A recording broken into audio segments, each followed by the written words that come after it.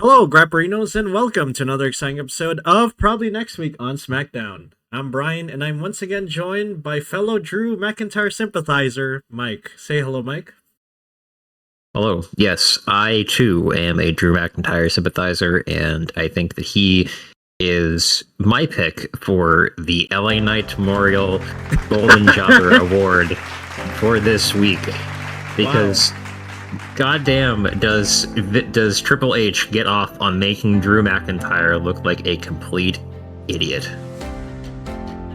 I think so. I think the reason why he's still in the WWE is because The Rock offered him like a fucking Claymore sword or something like that. Like The Rock offered him that along with the letter to get him to stay with the WWE. And this is the things that he gets. By he, I mean Drew. For for saying yes to the Rock's offer. Just getting loss after loss. Unfortunate, but that is the case with many. I guess his time will come. I suppose. Eventually, yes, eventually. I mean, the same with LA Knight. It just seems like, it just seems like that these. I don't know if it's me. I mean, maybe other people have said this before. Anybody who's a Vince McMahon guy, like Drew McIntyre, Austin Theory, was LA Knight a Vince McMahon guy? Yeah, No, was he? I think he was. no. No, he wasn't. He wasn't. Okay. It seems like these guys get like put down. Yeah. I mean, but then LA Knight also gets put down too, so I'm not sure that's a real theory. But I think. I mean, you could also have this point where they're also pushing or they're trying to push new NXT people, but even then, like Giulia is not getting pushed. Freaking who else is new? Julia Kiana got James is pushed, not being and then pushed. Julia got pushed, and then just refused to do anything with it. Or no, she did get pushed. She got pushed to be a U.S. title champion, and then they forgot that she was the champion, or just even forgot she existed. And then we're like, well, shit, we need to do something with her. So I don't know. It's a really weird state for the company right now. It's like they're kind of in Limbo? neutral. Yeah. They're in neutral right now. Like they're not doing much new. They got talent that's stale and needs a refresh. And it's just like I don't know. It's hard to figure out where they go from here because they do have avenues. They have avenues available to them, but they just seem incapable of figuring out how to take those avenues and just keep running back to the same old tired streets. So Yeah, anyway, that's every year with this company, man. It's like right around WrestleMania is when they try hard. Like Royal Rumble into WrestleMania is where they'll try. And then the rest of the year they're just like, WrestleMania's over, might as well just, go cruise control and not care. But I don't know. I guess this is what the new era is now, This is the brand new Vinceless era. I hope you enjoy it.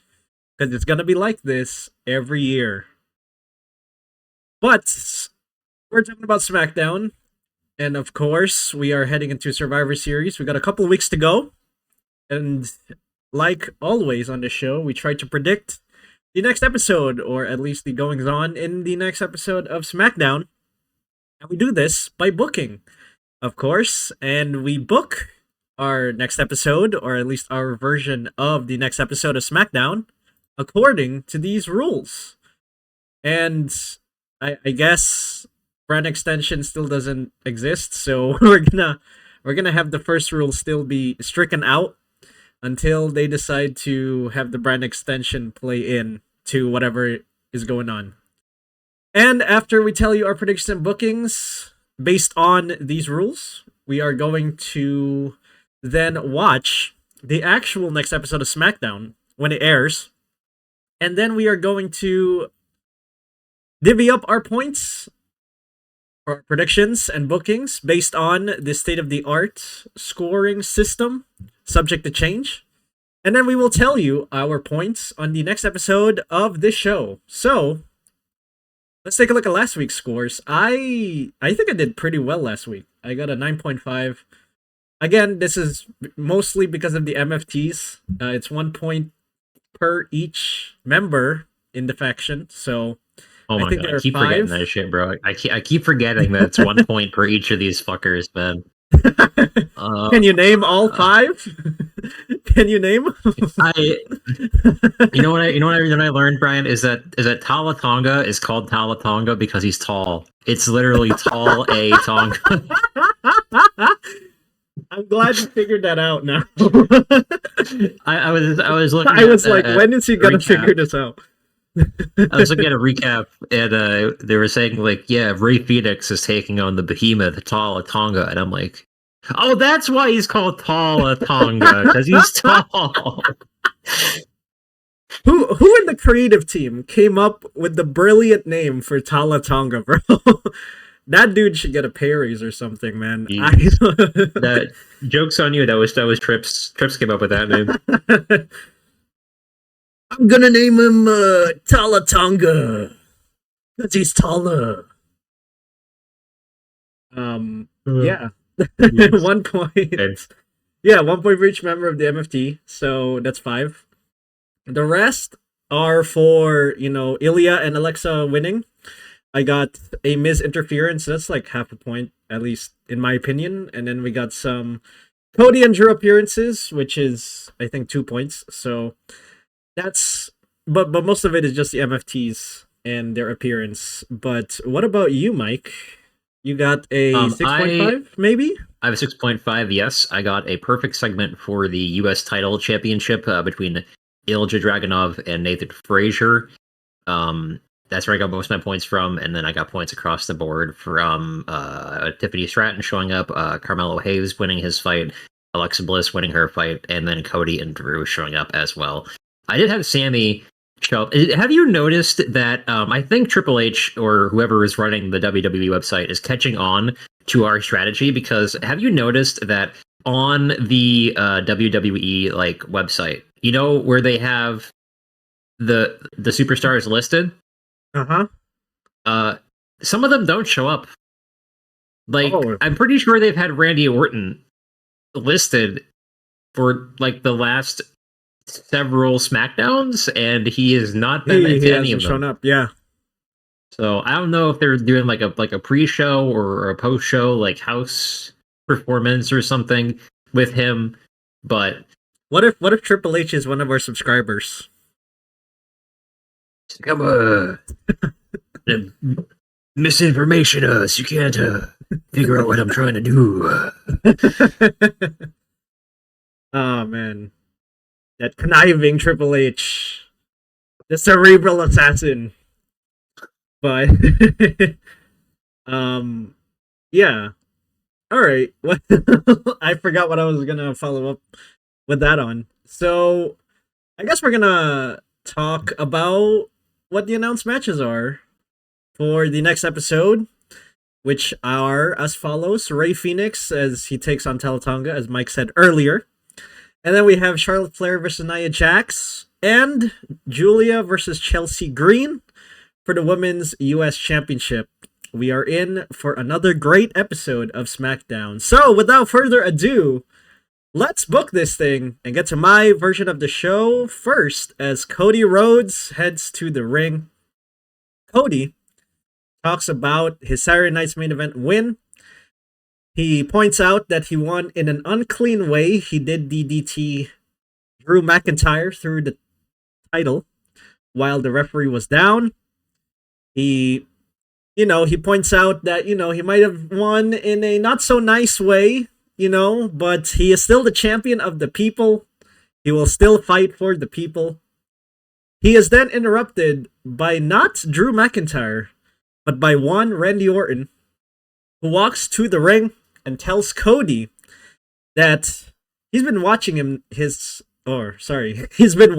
performance the past couple of weeks. He's getting a little suspicious of Cody. He thinks that, he's feeling a little uneasy about Cody, saying that, are you okay? Do you need some help? You know, you seem like you're getting into some trouble, and you're winning matches. You know, you're winning matches, but you're not, you know, yourself. You know, Jacob Fatu got attacked. God knows who did that. And then now you're doing all these things, like, you know, throwing the referee down. Like, are you okay, man? He is then interrupted by Drew McIntyre, who then says, no, he is not okay. He is one crazy mofo. And you are, you know, you're kind of gullible if you believe Cody's lies. He then says he demands a rematch for the title. It could be at Survivor Series, although it probably will be at Survivor Series. But it will be a rematch that he demands. Randy, who is kind of annoyed with the antics of Drew McIntyre, says that he demands a match with Drew to straighten him out, and he's not doing this for Cody. He is doing it for himself. And that is the main event match for the night. It'll be Randy Orton versus Drew McIntyre. And after this segment, we got some MFTs coming out with Solo Sikoa, which leads to Rey Fenix as he takes on the monstrous behemoth, Tal Atonga. And we have Tal Atonga win by pinfall because he is tall. And then we're going to have an MFT beatdown on Rey Fenix after the match. And then his tag team partner Shinsuke Nakamura comes in for the save. However, he also gets beaten up by the MFTs. Again, I want to establish the dominance of the MFTs as charismaless as they are. And, you know, establish them as a strong faction because they are taking on the Wyatt Six. Maybe we'll have some Wyatt Six shenanigans on the segment afterwards. But, yeah, I'm going to have Talatonga win by pinfall. We then head to Charlotte Flair as she takes on Nia Jax. And due to 50-50 booking, I'm going to have Nia Jax win. Although I'm not really sure where they're going with this storyline. I guess, does Nia Jax get a partner? Does she get someone like B-Fab and be like, yo, hey, you know, you want to be my tag team partner? So we can take on Charlotte Flair and Alexa Bliss? I really don't know. But I think Nia Jax wins this one. And God knows where they're going with this. I guess at Survivor Series, it'll be a 2-on-1 handicap match, I guess. Or it could be a match for the Women's Tag Team Championship, where Nia Jax finds a tag team partner. Although I'm not really sure what that tag team partner is. It could be B-Fab or Michin. Kelsey Green, maybe, I guess. But I don't know. I really don't know. But we'll head on from that to a Jade Cargill promo. She comes out with a new title on her waist and talks about the win that she had at Saturday night's main event. She says she deserved the win no matter what the people say, and that she is the actual storm that is coming to destroy everyone in the company. She has destroyed Tiffany Stratton, and she will continue to destroy every woman superstar or wrestler in the back to keep this title. He is then interrupted in shades of the whatever Rey Mysterio and Dominic Mysterio was. That segment on Raw. I will have a returning Bianca Belair come out, who tells her that she hasn't forgotten what happened earlier in the year and says that she wants the title on her waist. She then challenges her for a match for the title. We got a brawl. However, Jade gets out for her title as Bianca stays in the ring and stares at her. That is your feud coming into Survivor Series. Bianca Belair versus Jade Cargill for the Women's Championship. And I think it's going to be great. I mean, the story is already there. They don't have to really do much to build this up. And it's probably going to be a decent match. Who knows? But I think they're heading towards a Jade versus Bianca feud. As we head into Survivor Series, God knows we need Bianca to freshen up SmackDown, especially in the women's division. We move on from that to Giulia versus Chelsea Green for the Women's US Championship. For some people, they want Chelsea Green to win. I don't. I want the laziness of Giulia to continue and have Giulia win.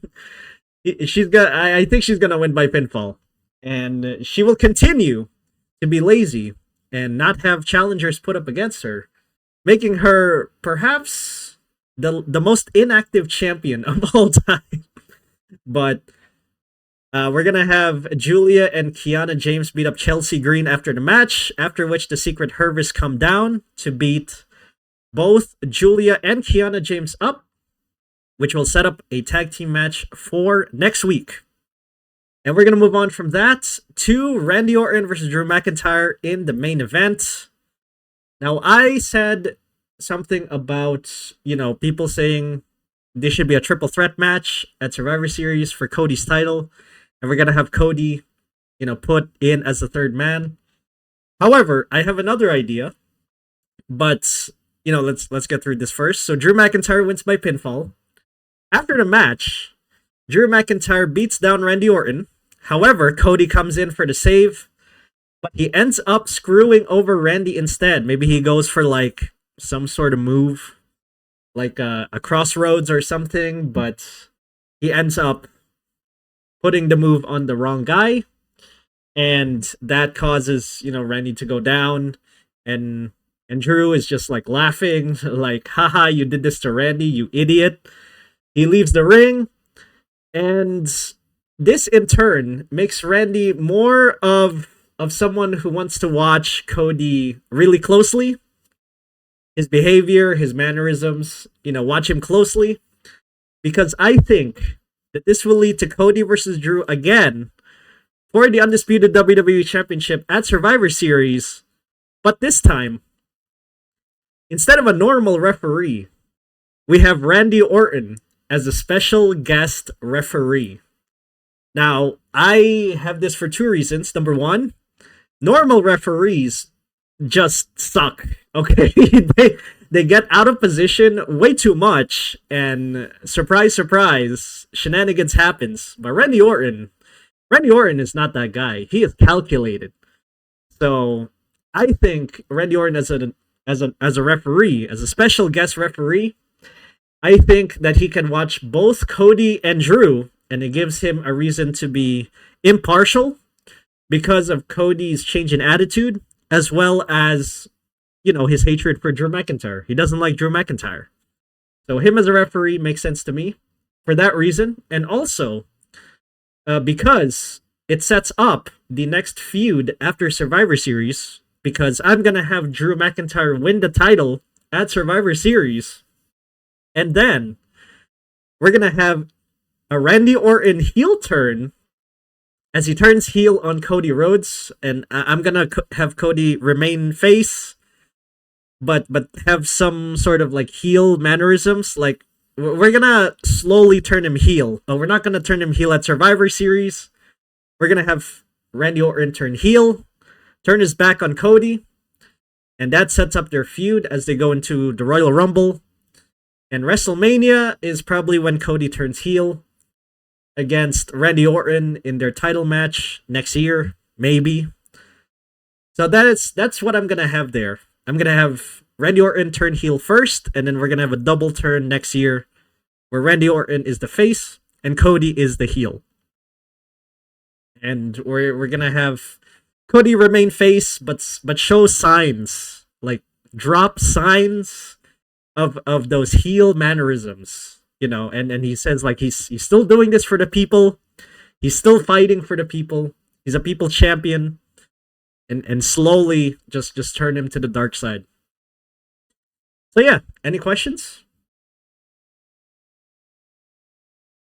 So you think they're gonna turn Cody heel with the assistance of Randall Keith Orton? Well, I'm gonna have Randy Orton turn his back on Cody. So Cody is still face, but Randy Orton is the heel. So he's gonna turn on Cody, right? That's a betrayal moment, and he's gonna explain himself, blah blah blah. But Randy Orton is the heel in this feud against Cody. next year is when we're gonna have Cody turn heel, I think, and Randy Orton is gonna turn face. So we're gonna have the roles reverse come next year, I think. If that makes sense. Okay. All right. So Drew McIntyre is basically just not going to be involved at all because he's a jobber. Well, Drew McIntyre is gonna get the title. So I think there are some people on the SmackDown roster who can try to get it from him. There's a decent like face pool. Like you can get Sami Zayn on there, maybe. You can get like who else is on SmackDown that are faces? I say this as I said previously that there were a lot of faces on SmackDown. Shinsuke Nakamura, maybe Ray Phoenix, Ilya Dragunov if he loses the U.S. Championship. Sami Zayn. Yeah, there's a decent number of faces that the Drew McIntyre can go up against. I just want him to win the title at Survivor Series. Otherwise, what the hell are we doing? He has lost. If he lost to Cody at Survivor Series, that makes him a loser to Cody like 3 times. Like, why? Yeah. Why put him in this position where he loses like 3 times to Cody? And he's been given opportunity after opportunity. It's just like, enough already. It makes no sense. Yeah, I know. We need to finish this, man. So. Yeah. All right. Cool. I am ready for my card. All right. Let's get to your card. Starting off. Yeah. Oh, yes. I am starting off with a Cody Rhodes promo. So Brody Codes comes out and he brags about winning again at Saturday night's main event. Goes on to say, I think my business is done with Drew. I've proven that I've beaten him, 2 times now. Drew comes out again, and Drew says, I'm tired of playing games with you, Cody. I'm tired of getting screwed by corporate Cody. So he asked Cody for a non-disqualification match at War Games. So there's no tricks, no belt shots with the referees down. It's a no DQ, and this is Drew's basically his final shot at getting at Cody. In the middle of this, Jacob Fatu comes out and attacks Drew in the ring, goes after him, hits him with a spear or a Samoan spike or something, and then that match is down booked for the main event between Drew McIntyre and Jacob Fatu. So does that mean that Jacob Fatu was attacked by Drew McIntyre? Because him attacking Drew kind of confirms... because we don't know because we don't maybe Jacob Fatu didn't see who attacked him. I mean, yeah, but I think in terms of the audience, they might think that he attacked Drew, so doesn't that mean that Drew attacked Jacob? Don't you remember who hit Steve Austin storyline? Remember people thought it was The Rock for the longest time, right? And then he went after The Rock, and then all of a sudden they reveal it, and then Rikishi comes out. He's like, "I did it before The Rock," right? That was it. So I mean, it doesn't need to be plain and simple. It can be a little bit of nuance to it. So maybe Jacob Fatu didn't see you attacked, and he got ambushed from behind, and it ended up being Cody. Yeah, so. Maybe he still remembers that he had a match against Drew McIntyre, and that's why he attacked him. Yes. All right. Yep. So, are you also saying that Drew McIntyre should win the title at War Games at this point? Survivor Series? No, I think what needs to happen is I think Cody needs to win, like, barely. I mean, like, by the slimmest of margins, he's able to pull this one out, and I think that probably starts his downfall towards more heelish tendencies to hold on to his title, and then eventually leads to him losing it. So, yeah, okay. I mean, I'd be down for that. Like who do you think is next then after Cody? Or Um, sorry, after Drew. I think we could probably do like Randy for a little bit. Have Randy be like a transitional champion, and then probably give it to Drew after that. Yeah, All right. yeah.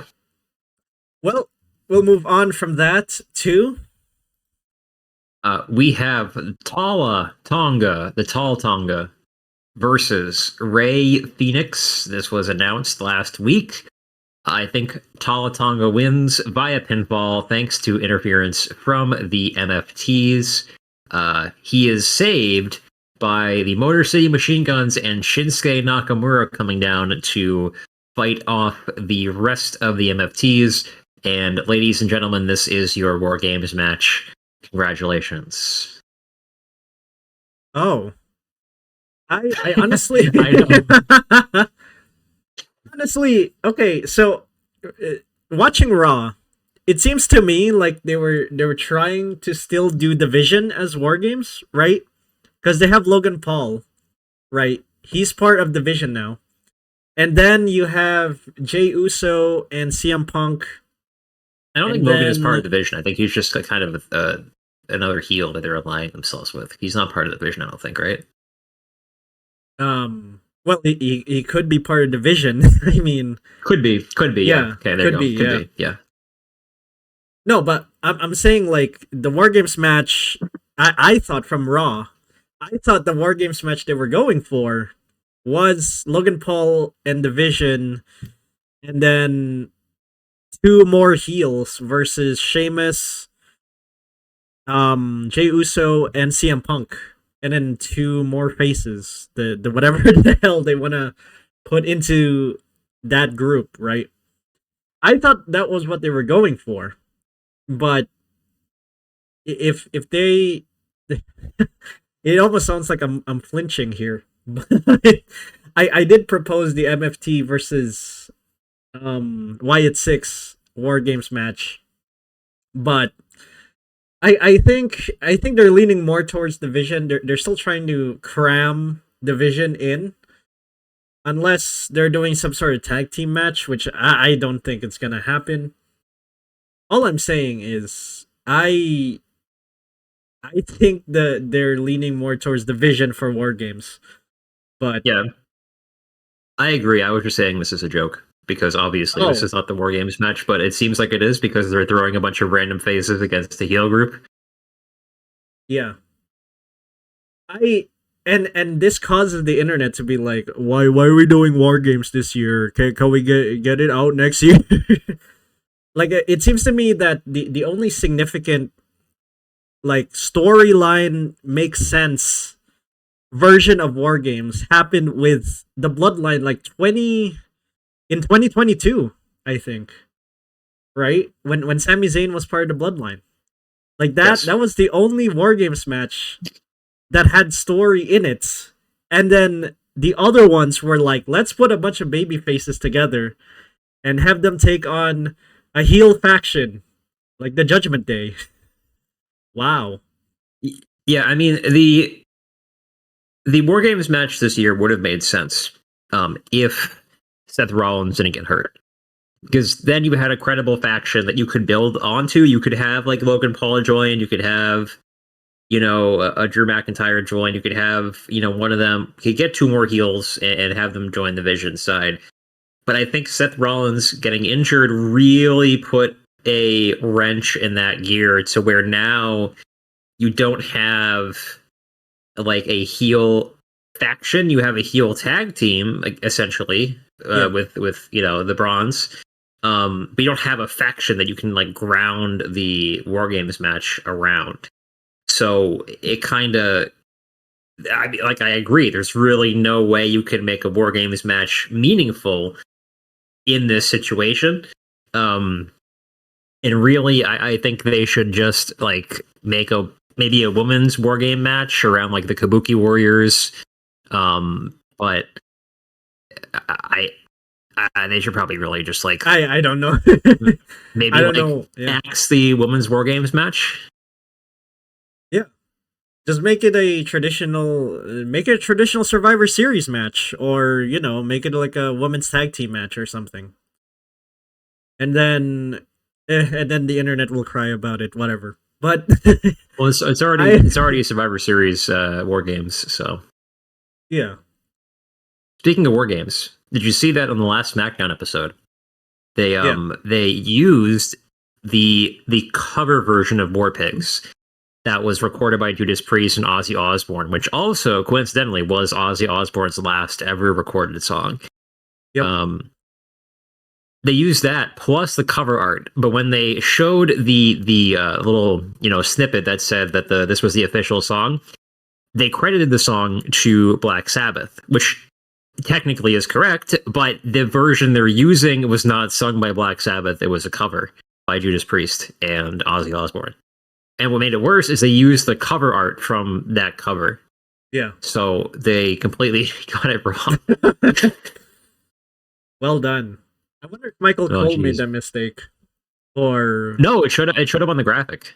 It was on the graphic. It did?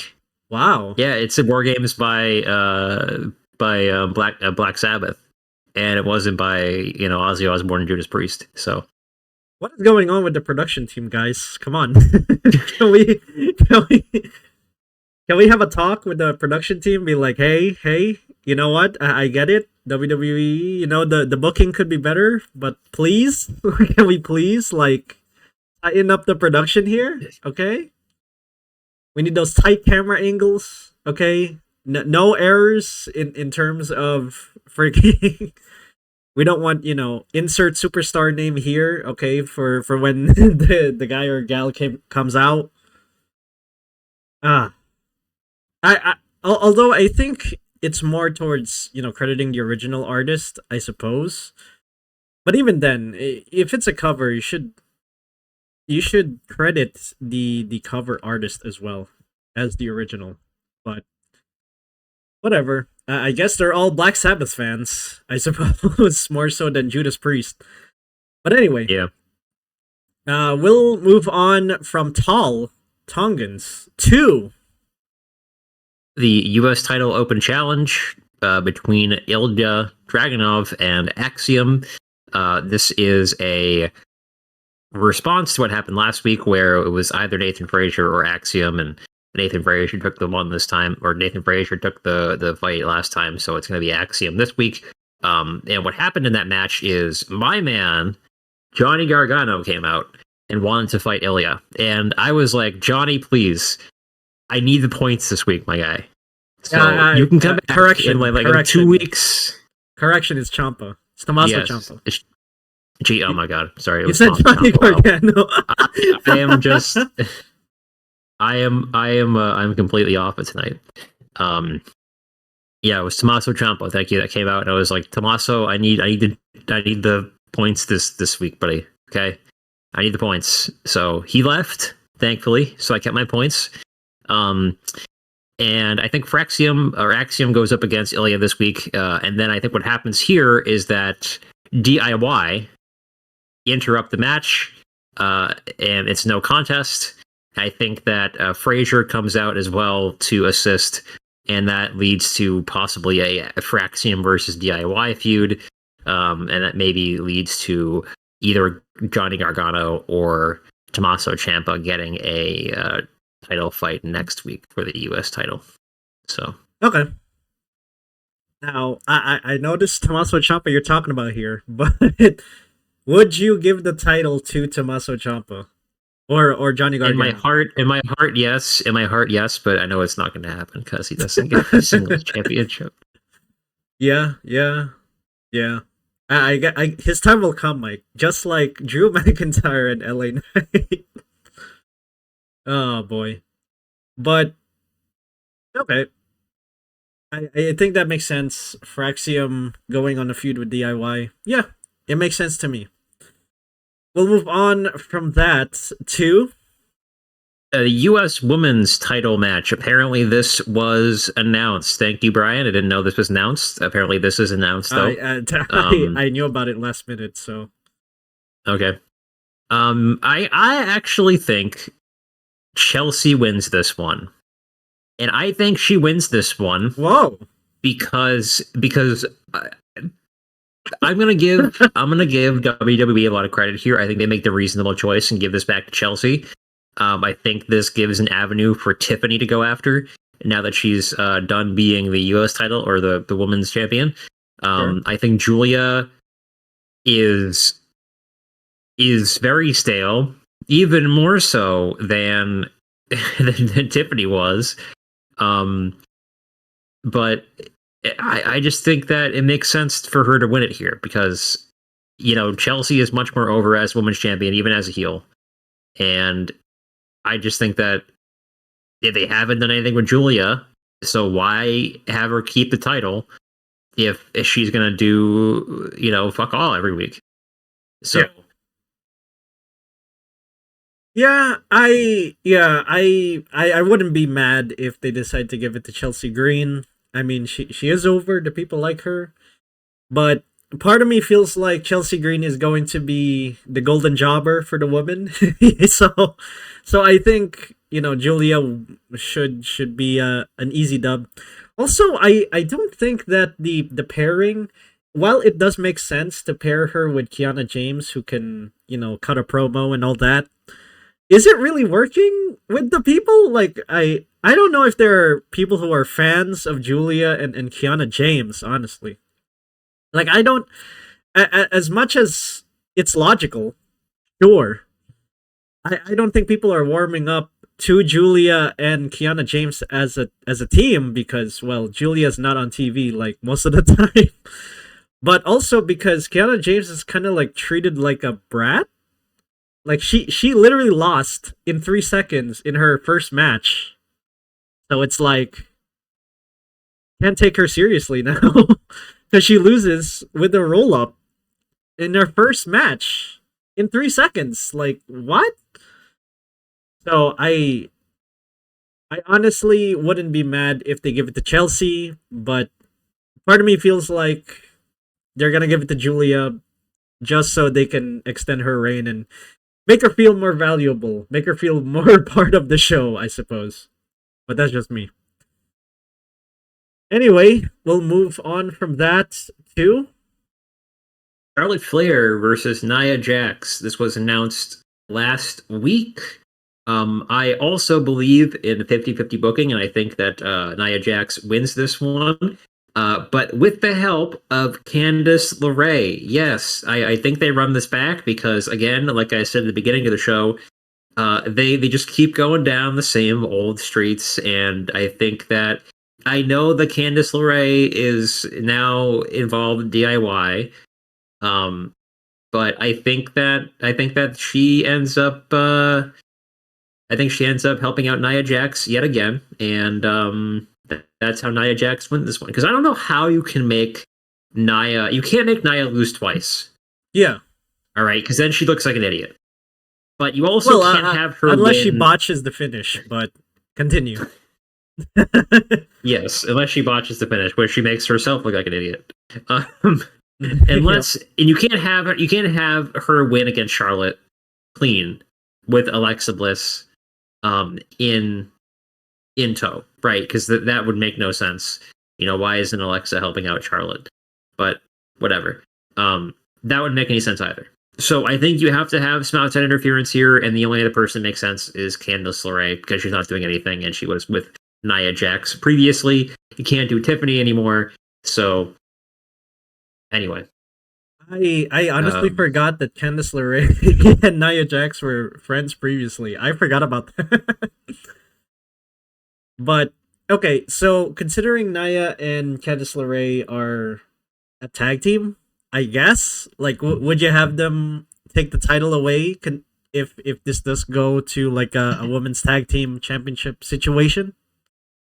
Possibly. Yeah, it could go to a tag team champion. I don't think they win it, but yeah, it could have me a tag team. Yeah. Okay. Like at Survivor Series, maybe? Like we'll have a match? No, I don't think they get a Survivor Series match. Okay.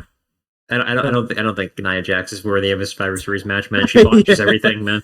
Yeah. So we'll just say a go home show then. That's like go close. home show. Go home show is appropriate. Yes. That's close. Close enough. Yes, yes. All right. Well, we'll move on to the main event, which is Main event: Drew McIntyre versus Jacob Fatu. I think that Jacob actually wins this one thanks to Cody Rhodes providing a distraction on Drew McIntyre. I don't think it's a heelish move where he like hits him with the belt or something, or does some heelish tendency. I think he comes out, kind of maybe jaw jacks at Drew from outside the ring, looks at him from the stage, somehow distracts Drew. Jacob Fatu is able to hit him with the spear or something or whatever he does. I forget. Oh, it's a Samoan drop, right? I think so. Okay, yeah, hit him with his finisher, and then I think that Jacob wins, and then Drew continues to be a jobber, unfortunately. So, do you still stick to the idea of a triple threat match between Drew, Randy? Oh, actually, you did say that earlier. But would you be open for a triple threat idea between Randy, Drew, and Cody at Survivor Series? Or do you believe this will be a one-on-one? I still think it goes to a one-on-one between Drew and Cody. Okay. As an ODQ. I think they're going to follow the same path they did with Drew McIntyre versus CM Punk. Okay. I think it ends up in either a cage match or some sort of no DQ match to blow off this feud, where Cody wins barely, and then Drew can move on to, I don't know, probably feuding with Jacob Fatu for a little bit. And then Cody can move on to losing the title to Randy, who will be a great transitional champion for one of these two men right here. Yeah, definitely agree. But yeah, that makes sense. And with that, I suppose that's it. That's all we have. And as I said earlier, we're going to watch the next episode of Smackdown, and we are going to divvy up our points on our predictions and bookings, and go back here again to do the whole thing over again. Yup. But until then, thank you so much for ordering a blue cheese pizza. Call probably next week on Smackdown from Grapperinos. And remember, if you're down for some fresh, oven-baked, crispy wrestling content, stop on by Grapperinos and order yourself some content you can grapple with. See you next time, Grapperinos!